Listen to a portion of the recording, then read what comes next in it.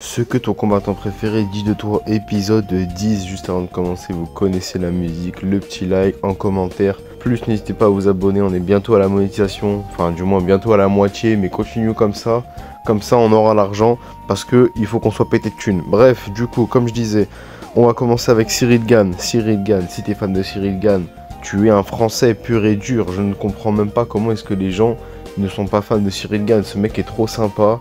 Il est hyper bon, son seul problème c'est qu'il met 10 ans à faire des combats.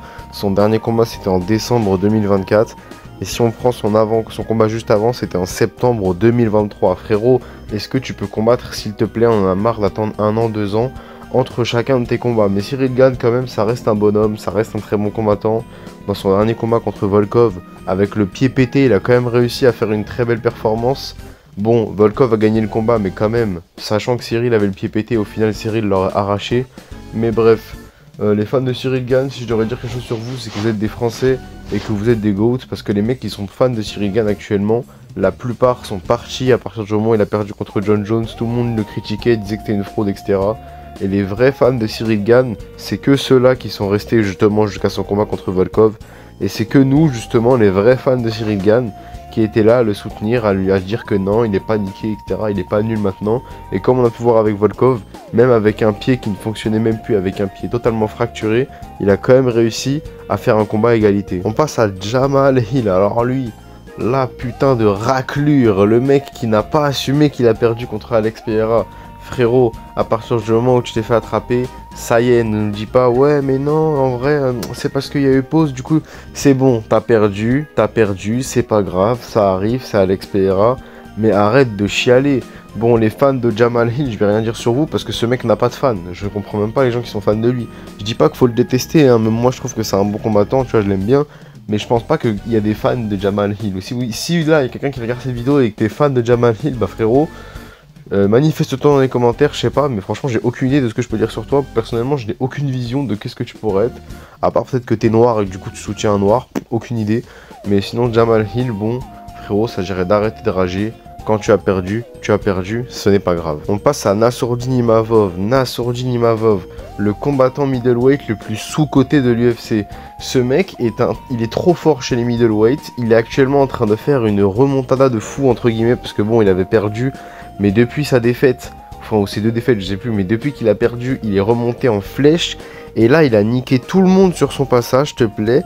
Il se retrouve contre Adesanya. Il met KO Adesanya sans sourcil et paf, deuxième round, tiens, casse-toi. Et les gens, ils disent quoi? Ouais, mais non, d'abord, il faudrait quand même faire un combat Imavov contre Caio Borralho, je sais pas quoi. Qu'est-ce que tu me baves? Qu'est-ce que tu me baves?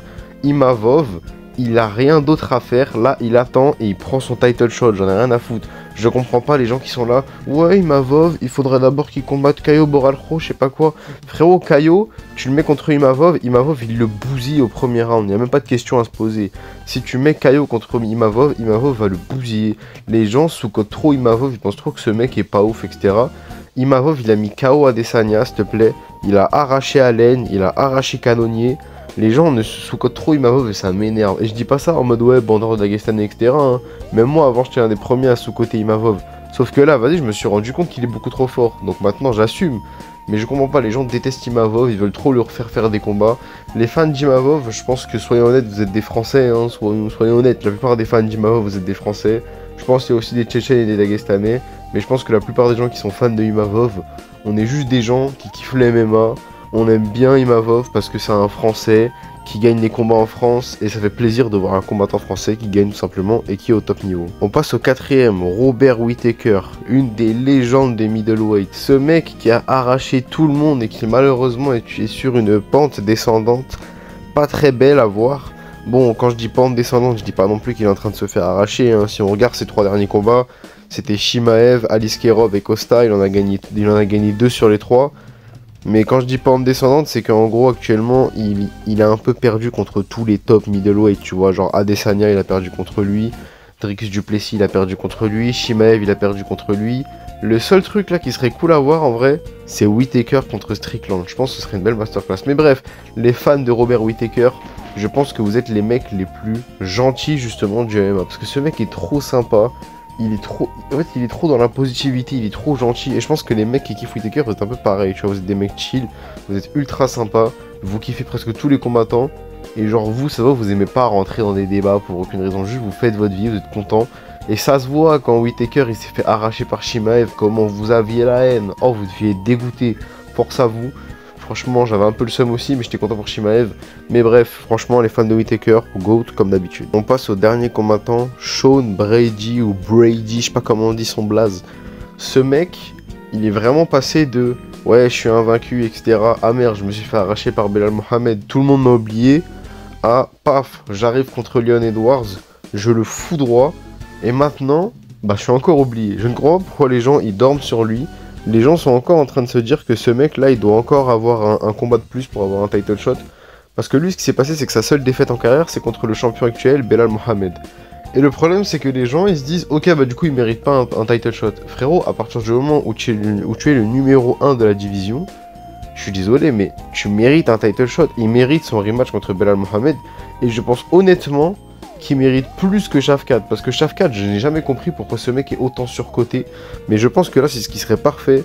Tu fais Sean Brady contre Shafkat et le gagnant a un title shot. Ce sera vraiment une masterclass. Mais bref, les fans de Sean Brady, je pense que vous êtes des mecs qui connaissent bien le MMA. Et je pense que vous êtes des mecs, vous êtes un peu cachés, tu vois. Parce que des fans de Sean Brady, je connais beaucoup de gens qui regardent du MMA. J'en connais aucun des fans de Sean Brady, tu vois. Donc je pense que les gens qui sont fans de Sean Brady, vous êtes vraiment un peu dans votre coin, vous faites votre vie tranquille, vous dérangez personne. Je pense qu'il n'y a pas beaucoup de gens qui savent que vous regardez le MMA, mais pourtant, vous avez une connaissance sur le MMA qui dépasse l'entendement. Bref, j'espère que ça vous aura plu. Si ça vous a plu, vous connaissez la musique, le like, l'abonnement, le commentaire. À plus.